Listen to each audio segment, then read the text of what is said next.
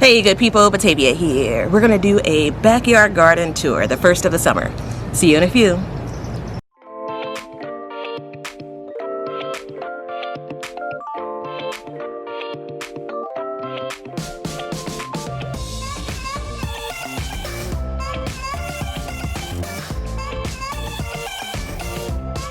Okie doke, so quick housekeeping items. Thank yous to those who like, comment, watch, subscribe, share Be Better Garden. We appreciate it. If you haven't subscribed already, there's a button below. Hit that notification bell so you'll also be alerted each time I share more #GardenJoy.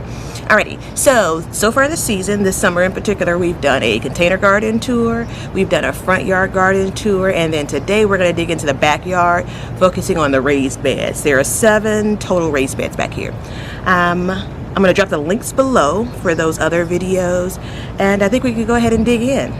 Okie doke, so the backyard garden's behind me. We have 7 beds in the front yard, 7 more beds in the backyard. Over here is beds 8, 9, and 10, and then on the concrete patio we have raised beds number 11, 12, 13, and 14. So I'm going to give you a closer view of them, and then we'll actually get inside each bed.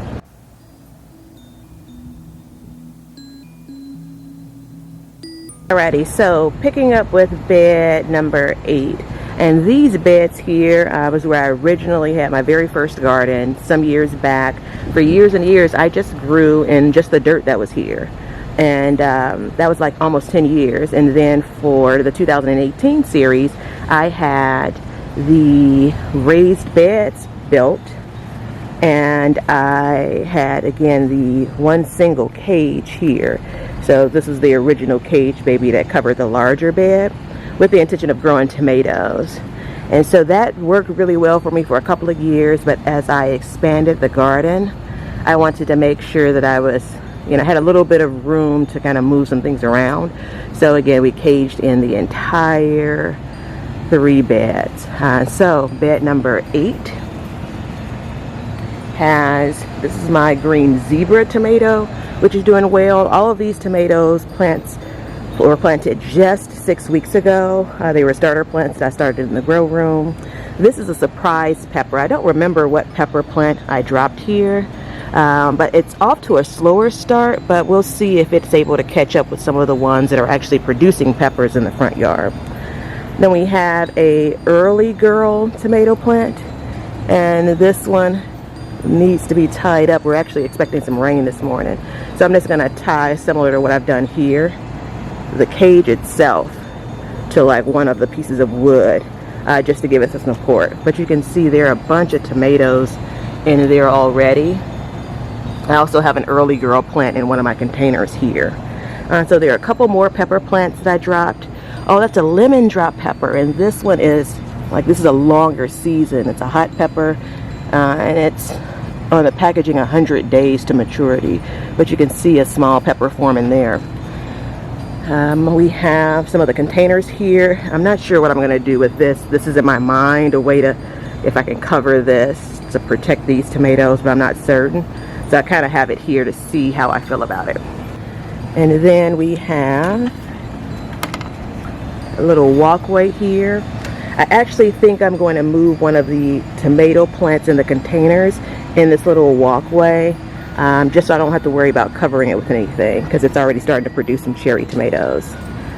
So then we have a Brandywine tomato plant that's it's a little bit smaller. Both of these are Brandywine than the other plants. They all were dropped in on June 6th, when it came to transplanting them and planting them in the garden. But we'll see. I grew Brandywine last year. I think it was a different variety, but I'm still hopeful. The plant looks healthy. So some of these other pepper plants are so much smaller. They were started pretty late indoors, and they really haven't been able to really kind of spring up, and they're right in a space where it's pretty open.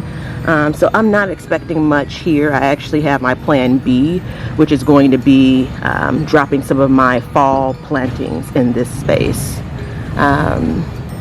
Then we have a beefsteak tomato, 2 of them. One I'm just growing the normal traditional way.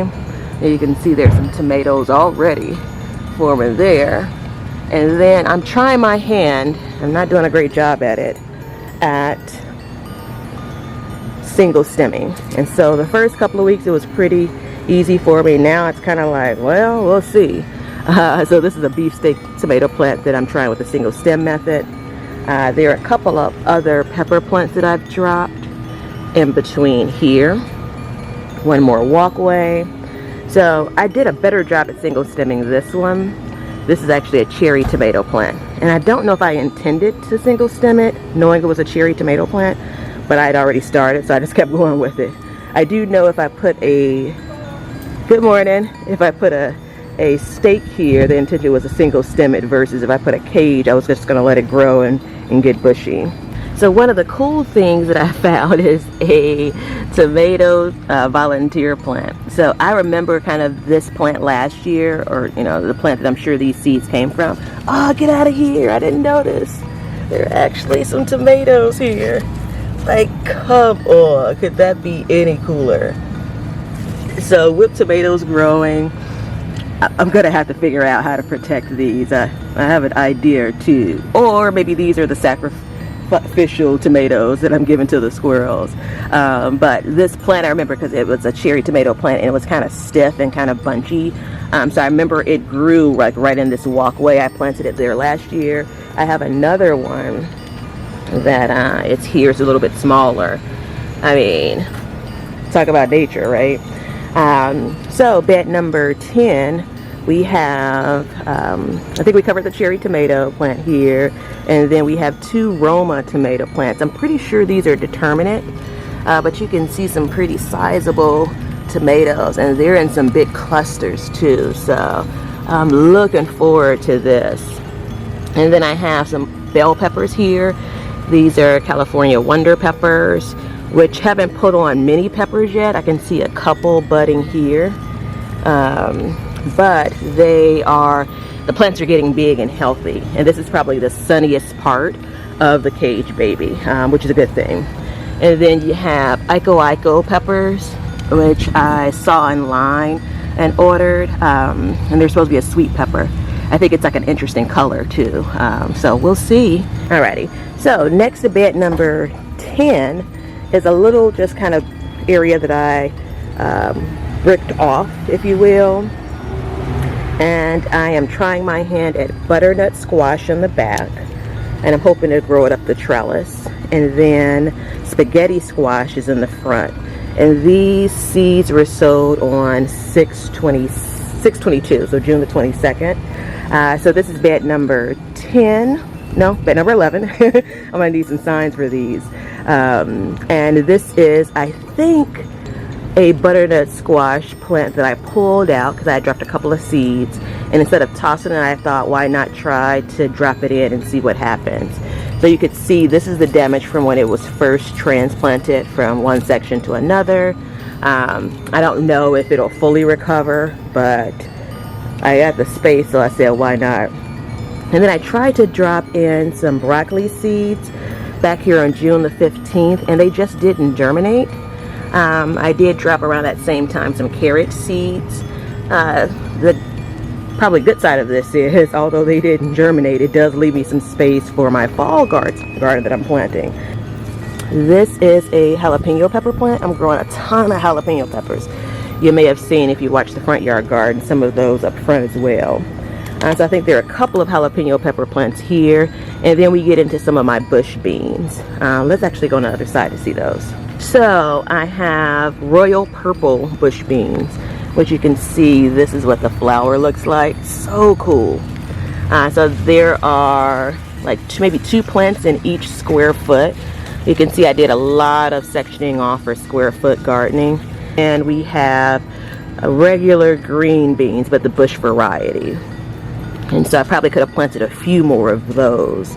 But when I first started planting them, I had some trouble with when they were like just germinating and, you know, breaking through the soil with the roly-polies. So some of the plants, most of the plants survived them, but a couple of them didn't. So I think that's why I don't have as many as I intended to plant. And then jalapeno peppers. I started so many of them, I was just then trying to find places to put them. I think though this may be another lemon pepper. It looks like a lemon drop pepper. It looks like that's what the tag says, planted on June 16th. The leaves are definitely different, so I'm thinking it is a different plant.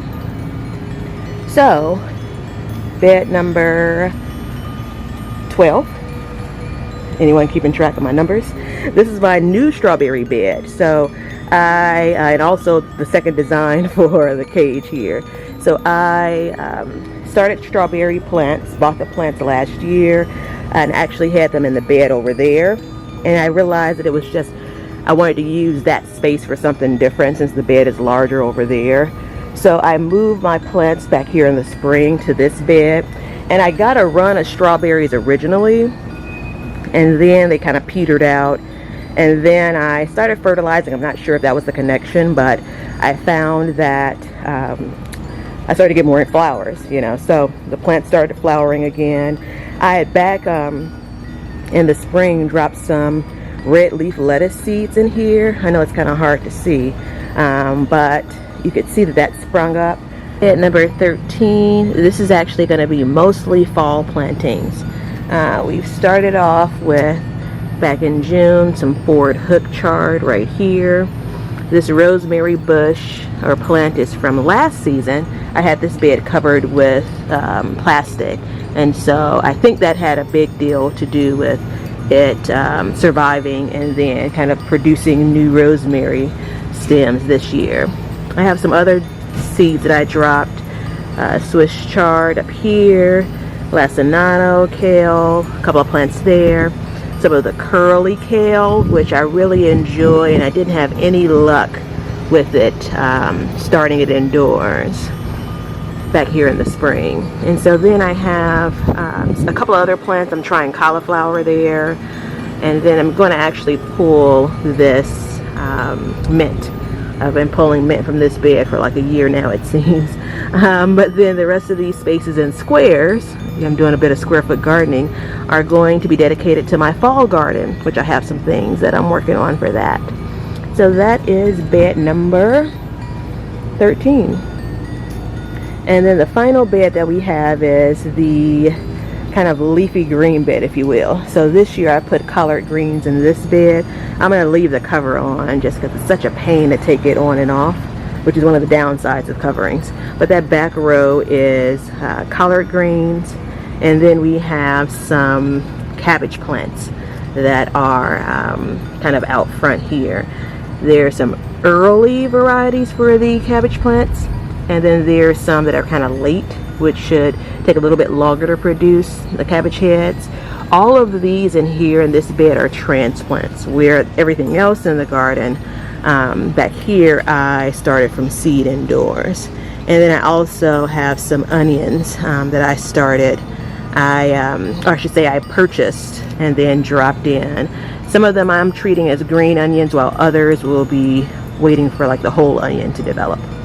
So yeah, that is bed number 14, final bed in the backyard garden. So just one more gander here. These are the beds 8, 9, and 10 in the cage baby, and then the final beds on the patio here. Everything's going really well, growing really well. I'm going to do an update on the container garden. I'm having some trouble, I think, with my potatoes, and then I'll show you the other things that I'm growing in containers and how they're faring. Okie doke, so that's the backyard garden. We're about to get some of this rain here, which I know the garden's gonna love. But I wanted to thank you all for watching, and if you have any questions, suggestions, or comments, feel free to drop them below, and I shall see you all on the next one.